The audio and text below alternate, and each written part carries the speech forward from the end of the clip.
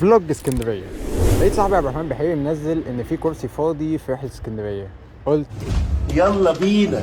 حضرت اللبس بالليل وطبعا ما جاليش نوم. تقريبا نمت 3 ساعات بس، وطبعا كلنا عارفين ليه. المهم صحيت لبست، واهم حاجه كوبايه الشاي. طبعا مشهد السما كان تحفه، مش لاقي مواصلات كالعاده. وبجد يا جماعه كنت مبسوط جدا ان عم حسين كان طالع معانا ودار بينا نقاش رائع في الاتوبيس. رحنا اول حاجه اليخت، وبجد كنت خايف وانا بنط من الرصيف لليخت، ويعني كان شكلي وحش جدا وكله ضحك عليا، بس الحمد لله نطيت. المهم طلعنا وانطلقنا الى ما وراء البحار. بهزر طبعا، هم 20 متر مش حاجه يعني. فجاه لقيتني هيجيلي دوار بحر وكده، قلت اطلع العب مع الشباب سكرو. طبعا خسرتهم.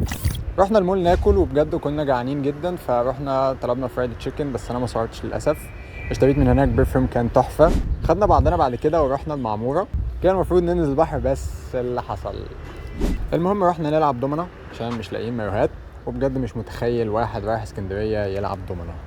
ما عدتش عليا دي، عديها يا صاحبي بقى. وكنت خلاص فصلت وهروح في النوم. المهم رحنا الملاهي، وبجد كانت جميله جدا. ويا جماعه في العاب خطيره، انا مش متخيل الناس بيجي لها قلب ان هي تركب الحاجات دي.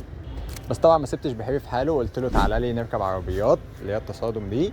وبجد كنت مقطعه. بس وروحنا وصلت شبين وحسيت الحمد لله feeling home. كان يوم لذيذ جدا.